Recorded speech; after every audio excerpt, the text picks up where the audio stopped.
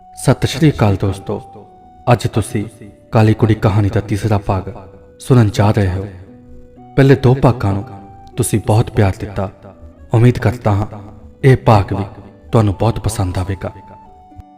ਨੀਨਾ ਹੁਣ ਪੜ੍ਹਾਈ ਛੱਡ ਕੇ ਕੰਮ ਦੀ ਤਲਾਸ਼ ਵਿੱਚ ਥਾਂ-ਥਾਂ ਭਟਕ ਰਹੀ ਸੀ।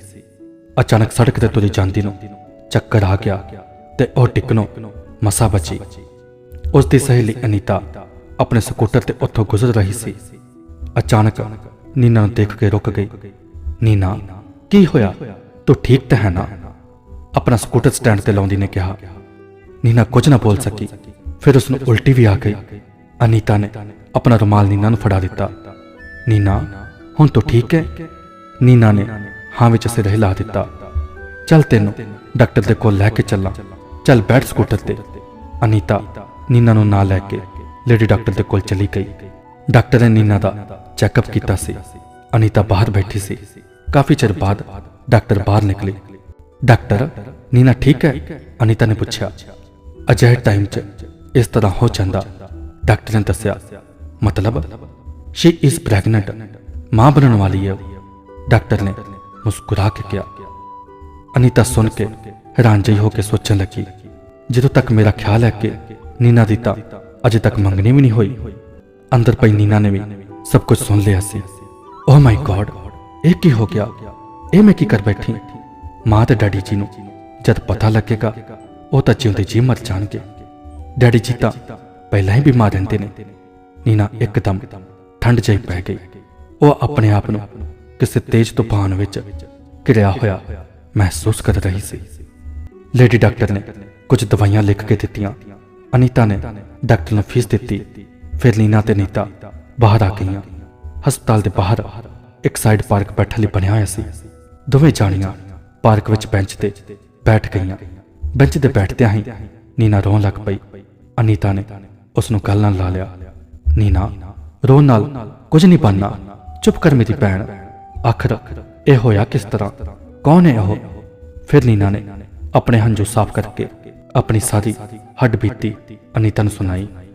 ਵਿਪਨ ਹੈ ਉਸਦਾ ਨਾਂ, ਪਰ ਹੁਣ ਕੀ ਕਰੇਂਗੀ? ਇੱਕ ਵਾਰ ਮੈਂ ਵਿਪਨ ਕੋਲ ਜ਼ਰੂਰ ਜਾਵਾਂਗੀ। ਦੇਖ, ਜੇ ਕਦੇ ਵੀ ਮੇਰੀ ਲੋੜ ਹੋਵੇ ਤਾਂ ਆ ਮੇਰਾ ਟੈਲੀਫੋਨ ਨੰਬਰ ਹੈ, ਆਪਣੇ ਕੋਲ ਰੱਖ ਲੈ। ਜਦੋਂ ਮਰਜ਼ੀ ਕਰ ਦੇਵੀਂ, ਮੈਂ ਪਹੁੰਚ ਜਾਊਂਗੀ। ਓਕੇ। ਅਨੀਤਾ ਨੇ ਨੀਨਾ ਨੂੰ ਹੌਸਲਾ ਦਿੱਤਾ। ਅਨੀਤਾ ਤੇ ਨੀਨਾ ਇਕੱਠੀਆਂ ਬਚਪਨ ਵਿੱਚ ਖੇਡ ਕੇ ਜਵਾਨ ਹੋਈਆਂ ਸਨ। ਅਨੀਤਾ ਦੇ ਮੰਮੀ ਡੈਡੀ ਕਾਫੀ ਸਾਲ ਨੀਨਾ ਦੇ ਗੁਆਂਢ ਵਿੱਚ ਕਿਰਾਏ ਤੇ ਰਹਿੰਦੇ ਸਨ। ਨੀਨਾ ਦੇ ਡੈਡੀ ਦੀ ਅਨੀਤਾ ਦੇ ਪਾਪਾ ਨਾਲ ਕਾਫੀ ਚੰਗੀ ਦੋਸਤੀ ਵੀ ਹੋ ਗਈ ਸੀ। ਇੱਕ ਦੂਜੇ ਨਾਲ ਘਰਦਿਆਂ ਵਾਂਗ ਵਰਤਦੇ ਸਨ। ਉਸ ਦਿਨ ਵਿਪਨ ਸ਼ਰਾਬ ਪੀ ਕੇ ਆਪਣੇ ਕਮਰੇ ਵਿੱਚ ਪਿਆ ਸੀ। ਨੌਕਰ ਬਹਾਦਰ ਬਾਹਰ ਝਾੜੂ ਪੋਚਾ ਕਰ ਰਿਹਾ ਸੀ। ਬਾਹਰ ਗੇਟ ਕੋਲ ਆਟੋ ਰਿਕਸ਼ਾ ਆ ਕੇ ਰੁਕਿਆ। ਆਟੋ ਵਾਲੇ ਨੂੰ ਪੈਸੇ ਦੇ ਕੇ ਨੀਨਾ ਨੇ ਬੈਲ ਮਾਰੀ। ਬਹਾਦਰ ਨੇ ਗੇਟ ਖੋਲਿਆ। ਜੀ, ਕਿਆ ਕੰਮ ਹੈ?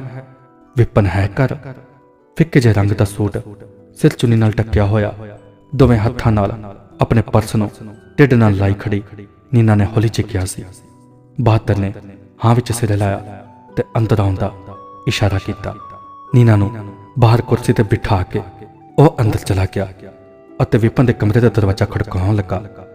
ਕਾਫੀ ਚਿਰ ਬਾਅਦ ਅੰਦਰੋਂ ਵਿਪਨ ਦੀ ਆਵਾਜ਼ ਆਈ कि कौन है? साहब, आपको कोई मिलने आया है? मुझे नहीं मिलना किसी से। बहादुर काफी चिर दरवाजा खड़काउंदा रहा। विपन ने दरवाजा ना खोलिया। फिर उसने बत्रा साहब नूं फैक्ट्री फोन किया। साहब, मैं बहादुर, छोटे साहब कई दिन से बहुत पीने लग गए हैं और ना ही कहीं आते जाते हैं। आप कुछ कीजिए साहब, आप कुछ कीजिए। फिक्र ना कर, मैं होने आया, कह के बत्रा साहब ने फोन कट दिता। बहादुर पानी का गिलास लेके नीना को लाया। सुनिए साहब, किसी से मिलना नहीं चाहते। नीना नूं पानी का गिलास फड़ाउंदियां क्या।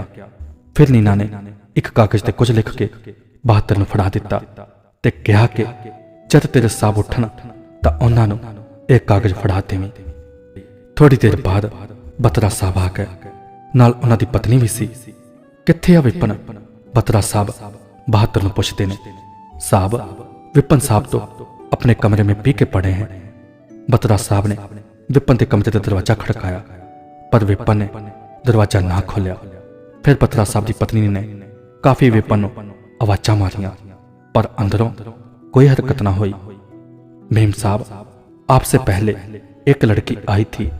मैं तब भी दरवाजा बहुत खटकाया, पर छोटे साहब ने तब भी दरवाजा नहीं खोला। वो लड़की वापस चली गई। कौन कौन लड़की?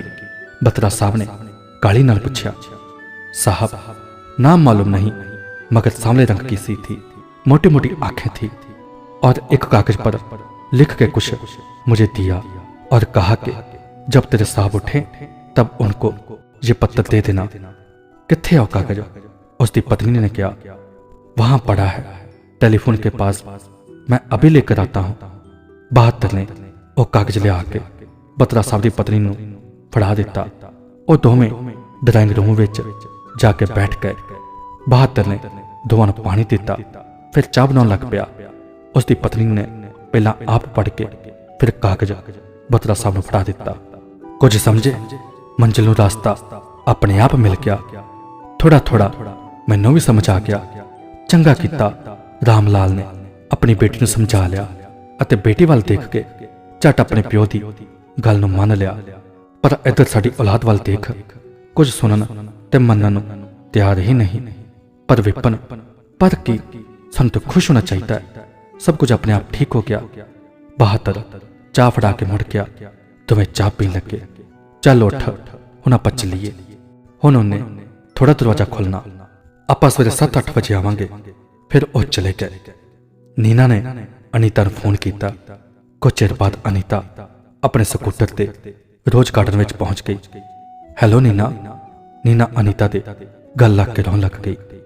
की गल है नीना, हो की गया? विपन मिली सी? की किया उसने? कुछ दसेंगे भी कि बस रोई ही जावेंगी? किन्ना चिर अनीता नीना नूं चुप कराउण दी कोशिश करती रही।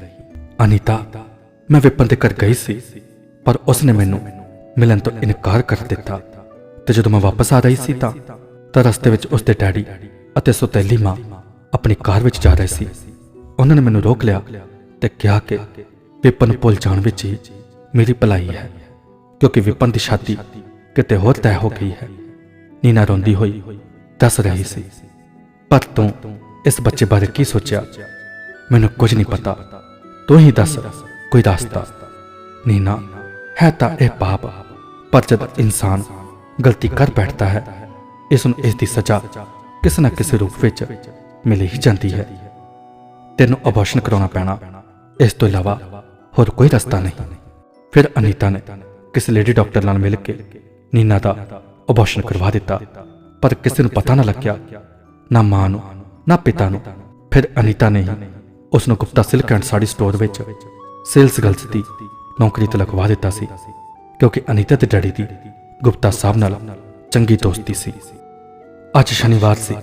राजेश दे आउण दी खुशी विच अज गुप्ता साहब दे घर पार्टी सी। गुप्ता साहब शोरूम चले गए सी। दोपहर वेले राजेश ते रॉकी भी शोरूम विच पहुंच गए। हलवाई टेंट ते लाइटां वाले गुप्ता साहब दे घर आपो अपने कामां विच लगे होए सन। राजेश, मैं घर जा रहा, तुसीं इत्थे ख्याल रखियो। जी डैडी। गुप्ता साहब अपने घरे चले गए। राजेश ते रॉकी गुप्ता साहब के कैबिन विच जाके बैठ गए। कुछ चिर बाद राजेश ने कोल्ड ड्रिंक मंगवा ली। राजेश ते रॉकी कोल्ड ड्रिंक पीन लगे। टीवी चल रहा सी, पर शोरूम की हरकत बिल्कुल साफ दिखाई दे रही सी। अचानक नीना कैमरे क्यों लंघी तो राजेश ने टीवी स्क्रीन के नाल गौर नाल देखा। अचानक नीना कैमरे क्यों लंघी तो राजेश ने टीवी स्क्रीन ते गौर नाल तक्या। फिर राजेश ने अपना शक दूर करने लई बाहर काउंटर ते बैठे लड़के नूं फोन किया अते ओह अंदर दफ्तर विच आ गया। राजेश ने उसनूं बैठण दा इशारा किया। थैंक्स कह के ओह कुर्सी ते बैठ गया। तुहाडा की नाम है ब्रदर? जी अमित। वैरी गुड अमित, बाकी स्टाफ के नाम भी दस दे। जी मनदीप, मोना अते नीना। इन्हां चों नीना कौन है? राजेश ने टीवी स्क्रीन वाला इशारा करके कहा। सर, पंजाबी सूट वाली। अमित ने टीवी तो देख के दस्या। मेरा शक ठीक सी, यह नीना ही है। राजेश ने अपने मन च कहा। अच्छा अमित, नीना किन्ने टाइम तो इत्थे काम कर रही है? सर, तकरीबन 1.5-2 साल तो। रोके कोल्ड ड्रिंक पींदा होया ਨਾਲ ਇੰਡੀਆ ਟੂਡੇ ਇੰਗਲਿਸ਼ ਮੈਗਜ਼ੀਨ ਪੜ੍ਹਨ ਵਿੱਚ ਮਸਤ ਸੀ। ਓਕੇ ਅਮਿਤ, ਥੈਂਕ ਯੂ ਕਹਿ ਕੇ ਰਾਜੇਸ਼ ਨੇ ਅਮਿਤ ਨੂੰ ਜਾਣ ਦਾ ਇਸ਼ਾਰਾ ਕੀਤਾ। ਬਾਹਰ ਜਾ ਕੇ ਅਮਿਤ ਨੇ ਇੱਕ ਵਾਰ ਨੀਨਾ ਵੱਲ ਤੱਕਿਆ ਅਤੇ ਫਿਰ ਆਪਣੀ ਸੀਟ ਤੇ ਬੈਠ ਗਿਆ। ਨੀਨਾ ਗਾਹਕ ਅਟੈਂਡ ਕਰਨ ਵਿੱਚ ਮਸਤ ਸੀ। ਰਾਜੇਸ਼ ਆਪਣੇ ਡੈਡੀ ਦੀਆਂ ਫਾਈਲਾਂ ਪੜ੍ਹਨ ਲੱਗਿਆ। ਫਿਰ ਉਸਨੇ ਨੀਨਾ ਨੂੰ ਅੰਦਰ ਕੈਬਨ ਵਿੱਚ ਬੁਲਾਉਣਾ ਚਾਹਿਆ, ਪਰ ਫਿਰ ਉਸਨੇ ਸੋਚਿਆ ਕਿ ਇੰਜ ਕਰਨਾ ਠੀਕ ਨਹੀਂ। ਆਖਰ ਦੂਜੀਆਂ ਲੜਕੀਆਂ ਕੀ ਸੋਚਣਗੀਆਂ। ਅੱਜ ਰਾਤ ਨੂੰ ਪਾਰਟੀ ਤੇ ਮਿਲ ਲਵਾਂਗਾ, ਨਾਲੇ ਵਿਪਨ ਵੀ ਤਾਂ ਆਇਆ ਹੋਵੇਗਾ। ਕਿੰਨਾ ਚਿਰ ਰਾਜੇਸ਼ ਕਾਲਜ ਦੇ ਦਿਨਾਂ ਦੀ ਯਾਦਾਂ ਵਿੱਚ ਗਵਾਚਿਆ ਰਿਹਾ। ਗੁਪਤਾ ਸਾਹਿਬ ਘਰ ਵਿੱਚ ਸਭ ਇੰਤਜ਼ਾਮ ਠੀਕ ਢੰਗ ਨਾਲ ਕਰਵਾ ਰਹੇ ਸਨ। ਸਾਰੀ ਕੋਠੀ ਨੂੰ ਦੀਪਮਾਲਾ ਲਵਾ ਦਿੱਤੀ। ਹਲਵਾਈ ਮਹਿਮਾਨਾਂ ਦੇ ਖਾਣ ਪੀਣ ਦਾ ਇੰਤਜ਼ਾਮ ਕਰ ਰਹੇ ਸੀ। ਘਰ ਵਿੱਚ ਵਿਆਹ ਵਰਗਾ ਮਾਹੌਲ ਸੀ। ਹੌਲੀ ਹੌਲੀ ਦਿਨ ਛਿਪਣ ਲੱਗਿਆ। ਗੁਪਤਾ ਸਾਹਿਬ ਨੇ ਰਾਜੇਸ਼ ਨੂੰ ਟੈਲੀਫੋਨ ਕੀਤਾ ਕਿ ਉਹ ਦੋਵੇਂ ਸ਼ੋਰੂਮ ਬੰਦ ਕਰਕੇ ਘਰ ਆ ਜਾਣ। ਅਮਿਤ ਅਤੇ ਲੜਕੀਆਂ ਨੂੰ ਵੀ ਪਾਰਟੀ ਤੇ ਜ਼ਰੂਰ ਪਹੁੰਚਣ ਲਈ ਆਖ ਦੇਣ। ਗੁਪਤਾ ਸਾਹਿਬ ਦੇ ਕਹੇ ਅਨੁਸਾਰ ਰਾਜੇਸ਼ ਨੇ ਇੱਕ ਵਾਰ ਫਿਰ ਸਾਰਿਆਂ ਨੂੰ ਪਾਰਟੀ ਤੇ ਜ਼ਰੂਰ ਪਹੁੰਚਣ ਲਈ ਕਹਿ ਦਿੱਤਾ। ਅਮਿਤ ਅਤੇ ਮਨਦੀਪ ਨੇ ਸਾਰੇ ਤਾਲੇ ਲਾ ਕੇ ਚਾਬੀਆਂ ਰਾਜੇਸ਼ ਨੂੰ ਫੜਾ ਦਿੱਤੀਆਂ। ਰਾਜੇਸ਼ ਅਤੇ ਰੌਕੀ ਆਪਣੀ ਕਾਰ ਵਿੱਚ ਬੈਠ ਕੇ ਚਲੇ ਗਏ। ਅਮਿਤ ਵੀ ਆਪਣੇ ਸਕੂਟਰ ਤੇ ਚਲਾ ਗਿਆ। ਕਿਉਂ ਫਿਰ ਪਾਰਟੀ ਤੇ ਜਾਣ ਦਾ ਮੂਡ ਹੈ ਜਾਂ ਨਹੀਂ? ਮਨਦੀਪ ਨੇ ਕਿਹਾ। ਇਹਨੇ ਪਿਆਰ ਨਾਲ ਅਗਲੇ ਨੇ ਇਨਵਾਈਟ ਕੀਤਾ ਹੈ, ਜਾਣਾ ਤਾਂ ਪੈਣਾ ਹੈ, ਨਹੀਂ ਤਾਂ ਸਰ ਨਾਰਾਜ਼ ਹੋ ਜਾਣਗੇ। ਮੋਨਾ ਨੇ ਮਨਦੀਪ ਤੇ ਨੀਨਾ ਵੱਲ ਦੇਖ ਕੇ ਕਿਹਾ, ਮੇਰਾ ਤਾਂ ਜੀ ਨਹੀਂ ਕਰਦਾ ਇੰਨੇ ਵੱਡੇ ਲੋਕਾਂ ਦੀਆਂ ਪਾਰਟੀਆਂ ਤੇ ਜਾਣ ਦਾ। ਤੁਸੀਂ ਜਾਣਾ ਚਾਹੋ ਤਾਂ ਚਲੀਆਂ ਜਾਓ, ਨੀਨਾ ਨੇ ਕਿਹਾ। ਆਖੇ ਮੇਲਾ ਮੇਲਾ ਕਰਦੀ ਰਹੀ। ਮੇਲੇ ਵਾਲੇ ਦਿਨ ਕਦੇ ਰਹੀ। ਪਹਿਲਾਂ ਤੂੰ ਸਰ ਨੂੰ ਉਸ ਦਿਨ ਹਾਂ ਕਰ ਦਿੱਤੀ ਸੀ, ਹੁਣ ਜਾਣ ਤੋਂ ਇਨਕਾਰ ਕਰ ਰਹੀ ਹੈ। ਮਨਦੀਪ ਨੇ ਗੁੱਸੇ ਨਾਲ ਕਿਹਾ, ਜੇ ਜਾਵਾਂਗੀਆਂ ਤਾਂ ਤੈਨੂੰ ਇਕੱਠੀਆਂ, ਨਹੀਂ ਤਾਂ ਕੋਈ ਨਹੀਂ ਜਾਵੇਗਾ। ਮੋਨਾ ਨੇ ਕਿਹਾ, ਠੀਕ ਹੈ, ਅਸੀਂ ਉੱਥੇ ਜ਼ਿਆਦਾ ਦੇਰ ਤੱਕ ਨਹੀਂ ਰੁਕਾਂਗੀ, ਕਿਉਂਕਿ ਉੱਥੇ ਸ਼ਰਾਬੀ ਜ਼ਰੂਰ ਹੋਣਗੇ। ਨੀਨਾ ਨੇ ਪਾਰਟੀ ਤੇ ਜਾਣ ਲਈ ਹਾਂ ਕਰ ਦਿੱਤੀ। ਮੈਂ ਸਕੂਟਰ ਲੈ ਕੇ ਆਉਂਦੀ, ਤੁਸੀਂ ਤਿਆਰ ਰਹਿਣਾ।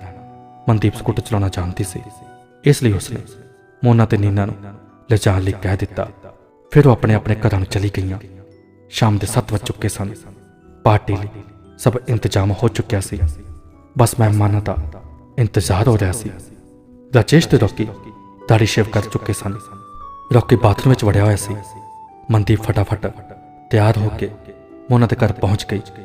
ਮੋਨਾ ਵੀ ਤਿਆਰ ਹੀ ਬੈਠੀ ਸੀ, ਉਸ ਦਾ ਇੰਤਜ਼ਾਰ ਕਰ ਰਹੀ ਸੀ। ਫਿਰ ਉਹ ਨੀਨਾ ਦੇ ਘਰ ਵੱਲ ਨੂੰ ਚੱਲ ਪਈਆਂ। ਮਨਦੀਪ ਤੇ ਮੋਨਾ ਦਾ ਘਰ ਨੇੜੇ ਨੇੜੇ ਹੀ ਸੀ। ਬਾਜ਼ਾਰ ਵਿੱਚ ਲਾਈਟਾਂ ਦੀ ਪੂਰੀ ਜਗਮਗ ਸੀ। ਸਭ ਨੂੰ ਪਿੱਛੇ ਛੱਡਦੀ ਹੋਈ ਮਨਦੀਪ ਗਲੀਆਂ ਦੇ ਮੋੜ ਕੱਟਦੀ ਹੋਈ ਨੀਨਾ ਦੇ ਘਰ ਪਹੁੰਚ ਗਈ। ਨੀਨਾ ਫਟਾਫਟ ਤਿਆਰ ਹੋ ਰਹੀ ਸੀ। ਬਾਹਰ ਸਕੂਟਰ ਦਾ ਹਾਰਨ ਸੁਣ ਕੇ ਨੀਨਾ ਬਾਹਰ ਨਿਕਲੀ।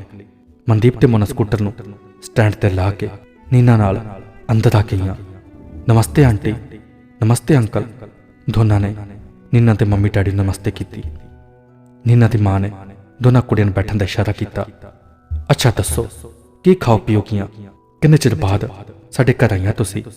ਮਾਂ ਨੇ ਕਿਹਾ। ਨਹੀਂ ਆਂਟੀ, ਬਸ ਕੁਝ ਨਹੀਂ ਚਾਹੀਦਾ, ਮਨਦੀਪ ਨੇ ਕਿਹਾ। ਫਿਰ ਕੁਝ ਚਿਰ ਬਾਅਦ ਨੀਨਾ ਵੀ ਆ ਗਈ। ਮਨਦੀਪ ਤੇ ਮੋਨਾ ਜਾਣ ਲਈ ਉੱਠ ਖੜੀਆਂ ਹੋਈਆਂ। ਚੰਗਾ ਮਾਂ, ਅਸੀਂ ਜਾ ਰਹੀਆਂ, ਜਲਦੀ ਵਾਪਸ ਆ ਜਾਵਾਂਗੀਆਂ। ਚੰਗਾ ਬੇਟਾ, ਧਿਆਨ ਨਾਲ ਜਾਇਓ, ਉਸ ਦੇ ਪਿਤਾ ਨੇ ਕਿਹਾ। ਮੋਨਾ ਤੇ ਨੀਨਾ ਨੂੰ ਪਿੱਛੇ ਬਿਠਾ ਕੇ ਮਨਦੀਪ ਨੇ ਸਕੂਟਰ ਤੋੜ ਲਿਆ। ਮਹਿਮਾਨ ਆਉਣੇ ਸ਼ੁਰੂ ਹੋ ਚੁੱਕੇ ਸਨ। ਰਾਜੇਸ਼ ਤੇ ਰੌਕੀ ਵੀ ਤਿਆਰ ਹੋ ਕੇ ਬਾਹਰ ਮਹਿਮਾਨਾਂ ਦਾ ਸਵਾਗਤ ਕਰ ਰਹੇ ਸੀ। ਗੁਪਤਾ ਸਾਹਿਬ ਤੇ ਉਹਨਾਂ ਦੀ ਪਤਨੀ ਅਜੇ ਫਟਾਫਟ ਤਿਆਰ ਹੋ ਰਹੇ ਸਨ। ਵੇਟਰ ਮਹਿਮਾਨਾਂ ਨੂੰ ਕੋਲਡ ਡਰਿੰਕ ਵਰਤਾ ਰਹੇ ਸਨ। ਮਹਿਮਾਨ ਇੱਕ ਦੂਜੇ ਨੂੰ ਮਿਲ ਰਹੇ ਸੀ।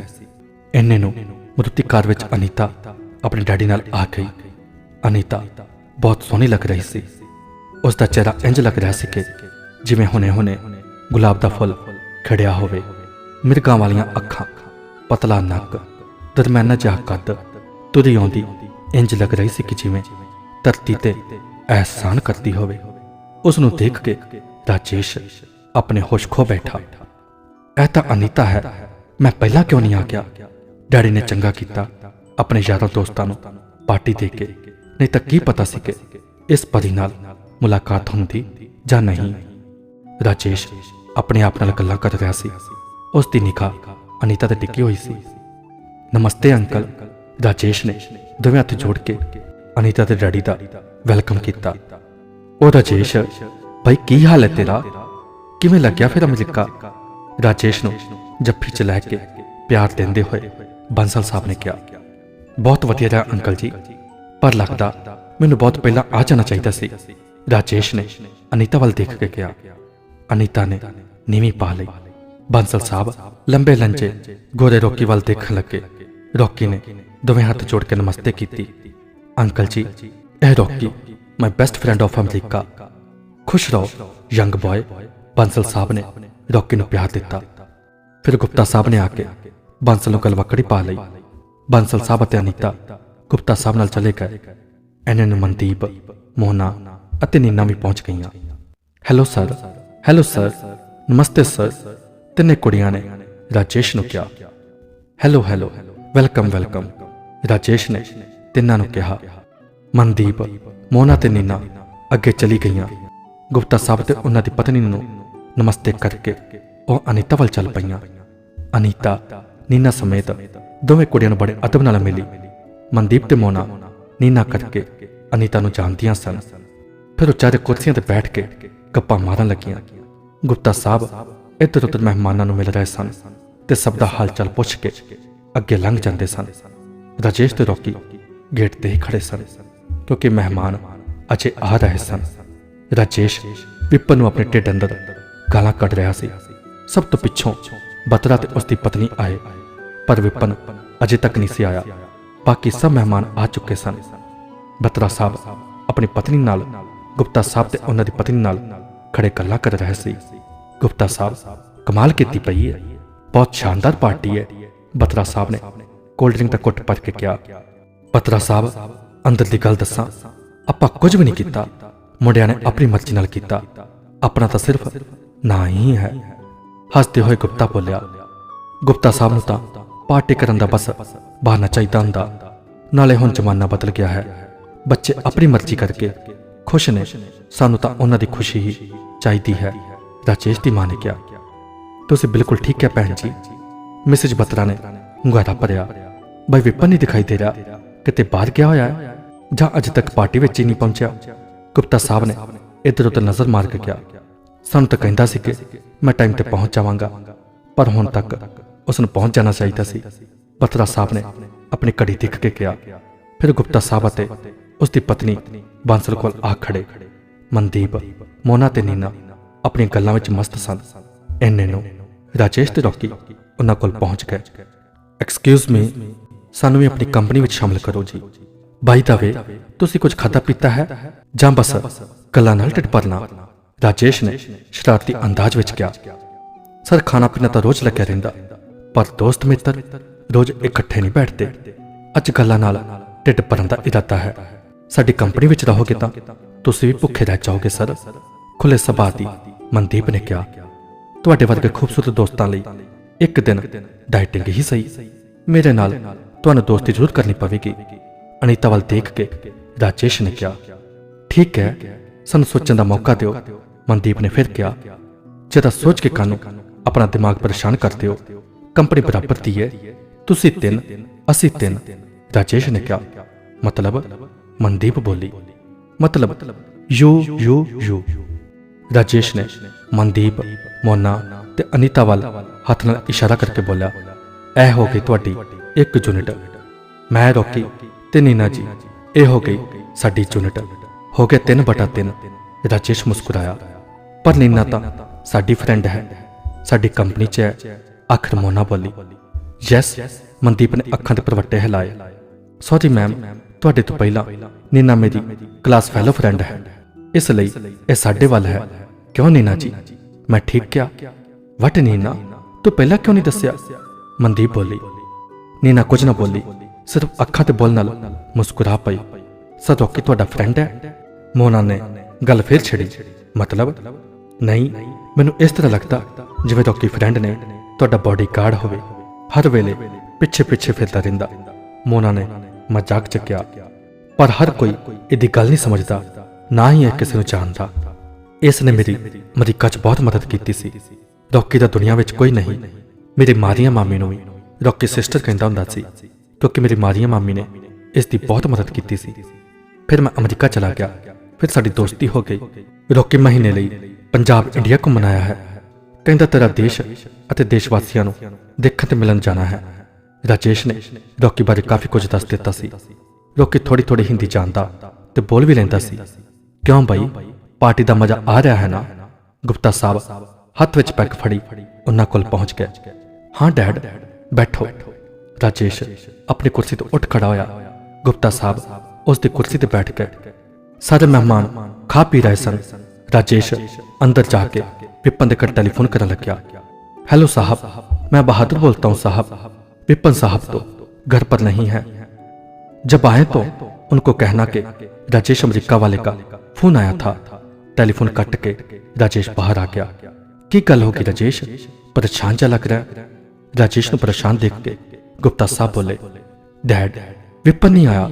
मैं उसनु स्पैशल इनवाइट भी किया सी, घर फोन भी किया। जनाब घरों भी गायब ने, इत्थे भी नहीं पहुंचा। विपन का नाम सुन के नीना का चेहरा पीला चा पै गया। और मनदीप नूं नाल लैके फ्रैश होने लई बाथरूम वाल चली गई। वापस आके तिन्हां ने सलाह की कि हुण घर नूं चलीए। पर गुप्ता साहब ने उन्हां नूं कुछ चिर होर रुकण लई कह दिता। राजेश ने भी कहा कि तुहाडे जाण तो बाद अनीता इकल्ली रह जाएगी। तुसीं चिंता ना करो, मैं तुहानूं आप गड्डी विच छड्ड आवांगा। फिर अनीता ने जोर पा के नीना नूं रोक लिया। कुछ मिनटां बाद उन्हां कोल बत्रा साहब आ गया। उन्हां नूं देख के नीना ने परां मूंह कर लिया। क्यों गुप्ता साहब, किवें बच्चों विच वड़े बैठे हो? की गल है, साडी कंपनी तुहानूं चंगी नहीं लगी? बत्रा साहब पूरे सुरूर विच सी। उसने नीना नूं देखिया ही नहीं। ऐसी गल नहीं बत्रा साहब, कहंदे होए कुर्सी तो उठ खड़े होए। चलो आओ चलीए, बच्चों नूं करन दो इंजॉय। फिर वो दोवें दूजे मेहमानों वाल चले गए। अद्धी रात तक पार्टी चलती रही। सारे मेहमान खाना खा के एक एक करके जान लगे। मनदीप, मोना, नीना ते अनीता भी खाना खा चुकियां सन। अनीता भी अपने डैडी का इंतजार कर रही सी, पर उसके पिता गुप्ता साहब नाल खड़े गल्लां कर रहे सन। गुप्ता साहब, मेरी मनो तां राजेश लई कोई लड़की लभ लो, किते फिर ना दोबारा उड़ारी मार जावे अमरीका। बांसल साहब ने कहा, तुसीं तां मेरे मन की गल कह दित्ती। मेरी दिली तमन्ना है कि हुण इसदा विआह कर दिया, पर कोई चंगी लड़की मिलू तां ही गल बनू। गुप्ता साहब ने अपनी इच्छा दसी। लड़की तो मिल जाएगी, क्यों नहीं मिलेगी? साडे मुंडे च कोई कमी है? जे मुंडे ने आपे कोई पसंद कर ली तां तुहाडी परेशानी खुद ब खुद खत्म। तो वह हसन लग पे। डैडी गड्डी दी चाबी दिओ, मैं कुड़ियां नूं घरे छड्ड के आवां। राजेश ने आके कहा। ध्यान नाल जाई, चाबियां फड़ाउंदे गुप्ता साहब ने कहा। राजेश अनीता नूं बाय करके तिन्हां कुड़ियां नूं छड्डण चला गया। अनीता भी अपने डैडी नाल चली गई। रॉकी कमरे विच चला गया। राजेश ने पहला मनदीप ते मोना नूं छड्डिया। हुण गड्डी विच सिर्फ पिछली सीट ते नीना चुप करके बैठी सी। सारा शहर सुत्ता पिया सी। टावां टावां कोई कार स्कूटर वाला लंघदा। जिन्हां बाजारां विच दिने तिल सुट्टण दी थां नहीं सी हुंदी, हुण ओह थां सुनसान पई सी। कार विच स्टोरी बंद करके राजेश ने नीना नाल गल शुरू की। नीना जी, जे गुस्सा ना करो तां एक गल पुछां? ओके। नीना दे मन दे तड़क सी कि ਇਹ ਜ਼ਰੂਰ ਮੇਰੇ ਤੇ ਵਿਪਨ ਬਾਰੇ ਗੱਲ ਕਰੇਗਾ। ਕੀ ਤੁਸੀਂ, ਮੇਰਾ ਮਤਲਬ ਵਿਪਨ ਤੋਂ, ਕੀ ਤੁਸੀਂ ਦੋਵੇਂ ਸਾਥ ਹੋ? ਬਸ ਮੈਂ ਇਹੀ ਜਾਣਨਾ ਚਾਹੁੰਦਾ ਸੀ। ਅਗਲੇ ਮੋੜ ਤੋਂ ਲੈਫਟ ਨੂੰ ਨੀਨਾ ਨੇ ਰਾਜੇਸ਼ ਨੂੰ ਰਸਤਾ ਦੱਸਿਆ। ਰਾਜੇਸ਼ ਨੇ ਗੱਡੀ ਖੱਬੇ ਪਾਸੇ ਮੋੜ ਲਈ। ਨੀਨਾ ਚੁੱਪ ਸੀ, ਸੜਕ ਤੰਗ ਸੀ। ਹੁਣ ਰਾਜੇਸ਼ ਗੱਡੀ ਧਿਆਨ ਨਾਲ ਚਲਾਉਣ ਲੱਗਾ। ਰਾਜੇਸ਼ ਸਮਝਦਾਰ ਸੀ। ਉਹ ਸਮਝ ਗਿਆ ਕਿ ਨੀਨਾ ਇਸ ਟੌਪਿਕ ਤੇ ਗੱਲ ਨਹੀਂ ਕਰਨਾ ਚਾਹੁੰਦੀ ਸੀ। ਬਸ ਇੱਥੇ ਰੋਕ ਲਓ, ਅੱਗੇ ਗੱਡੀ ਮੋੜਨੀ ਔਖੀ ਹੋ, ਨਾਲ ਹੀ ਮੇਰਾ ਘਰ ਹੈ, ਮੈਂ ਤੁਰ ਕੇ ਚਲੀ ਜਾਊਂਗੀ। ਆਈ ਐਮ ਸੌਰੀ ਨੀਨਾ, ਮੈਂ ਤੁਹਾਡਾ ਦਿਲ ਨਹੀਂ ਦੁਖਾਉਣਾ ਚਾਹੁੰਦਾ ਸੀ। ਜੇ ਕੋਈ ਗਲਤੀ ਕਾਰ 'ਚ ਉਤਰ ਕੇ ਰਾਜੇਸ਼ ਨੇ ਕਿਹਾ। ਰਾਜੇਸ਼ ਦੀ ਗੱਲ ਵਿੱਚ ਕੱਟ ਕੇ, ਇਟਸ ਓਕੇ, ਦੋਸਤਾਂ ਵਿੱਚ ਗੁੱਸੇ ਗਿੱਲੇ ਨਹੀਂ ਹੁੰਦੇ। ਘਰ ਤੱਕ ਛੱਡਣ ਲਈ ਤੁਹਾਡਾ ਬਹੁਤ ਬਹੁਤ ਸ਼ੁਕਰੀਆ। ਨੀਨਾ ਨੇ ਕਿਹਾ। ਮੈਨੂੰ ਤਾਂ ਇਸ ਗੱਲ ਦੀ ਖੁਸ਼ੀ ਹੈ ਕਿ ਇੰਨੇ ਸਾਲਾਂ ਬਾਅਦ ਵੀ ਤੁਸੀਂ ਸਾਡੀ ਦੋਸਤੀ ਨੂੰ ਸਲਾਮਤ ਰੱਖਿਆ ਤੇ ਮੈਨੂੰ ਆਪਣਾ ਦੋਸਤ ਕਿਹਾ। ਫਿਰ ਦੋਸਤਾਂ ਵਿਚਕਾਰ ਸ਼ੁਕਰੀਆ ਕਿੱਥੋਂ? ਰਾਜੇਸ਼ ਬੋਲਿਆ। ਤੇਰੇ ਤੋਂ ਕੋਈ ਜਿੱਤ ਨਹੀਂ ਸਕਦਾ ਦੋਸਤ। ਜਾਂਦੀ ਹੋਈ ਨੀਨਾ ਨੇ ਕਿਹਾ। Bye Nina, bye. ਨੀਨਾ ਨੇ ਪਿੱਛੇ ਮੁੜ ਕੇ ਦੇਖਿਆ। ਰਾਜੇਸ਼ ਕਾਰ ਵਿੱਚ ਬੈਠ ਕੇ ਚਲਾ ਗਿਆ। ਨੀਨਾ ਦੀ ਮਾਂ ਨੇ ਨੀਨਾ ਦੀ ਆਵਾਜ਼ ਸੁਣ ਕੇ ਗੇਟ ਖੋਲ੍ਹ ਦਿੱਤਾ। ਨੀਨਾ ਅੰਦਰ ਵੜ ਗਈ। ਨੀਨਾ ਕਾਫੀ ਟਾਈਮ ਲਾਤਾ, ਦੇਖ ਤਾਂ ਸਹੀ 1 ਵਜ ਗਿਆ, ਤਿੰਨੇ ਇਕੱਲੀਆਂ ਆਈਆਂ ਕਿ ਕੋਈ ਛੱਡ ਕੇ ਗਿਆ? ਮਾਂ ਨੇ ਇੱਕਦਮ ਕਈ ਸਵਾਲ ਕੀਤੇ। ਨਹੀਂ ਮਾਂ, ਸਕੂਟਰ ਉੱਥੇ ਖੜਾ ਹੈ, ਸਾਨੂੰ ਤਾਂ ਸਾਡਾ ਮੁੰਡਾ ਗੱਡੀ ਵਿੱਚ ਛੱਡ ਕੇ ਗਿਆ, ਕਹਿ ਕੇ ਨੀਨਾ ਕਮਰੇ ਵਿੱਚ ਸੌਣ ਚਲੀ ਗਈ। ਉਸ ਦੀ ਮਾਂ ਨੇ ਘਰ ਦੀਆਂ ਲਾਈਟਾਂ ਬੰਦ ਕਰ ਦਿੱਤੀਆਂ। ਕੀ ਬਣੇਗਾ ਨੀਨਾ ਦੀ ਜ਼ਿੰਦਗੀ ਦਾ? ਕੀ ਨੀਨਾ ਦੀ ਮੁਲਾਕਾਤ ਦੁਬਾਰਾ ਵਿਪਨ ਨਾਲ ਹੋਵੇਗੀ? ਕੀ ਰਾਜੇਸ਼ ਅਤੇ ਅਨੀਤਾ ਦੇ ਵਿਚਕਾਰ ਪਿਆਰ ਦਾ ਫੁੱਲ ਖਿਲੇਗਾ? ਇਹ ਸਭ ਜਾਣਨ ਦੇ ਲਈ ਅਗਲਾ ਭਾਗ ਜ਼ਰੂਰ ਦੇਖਣਾ। ਫਿਰ ਮਿਲਦੇ ਹਾਂ ਅਗਲੇ ਭਾਗ ਦੇ ਵਿੱਚ। ਤਦ ਤੱਕ ਲਈ ਰੱਬ ਰਾਖਾ।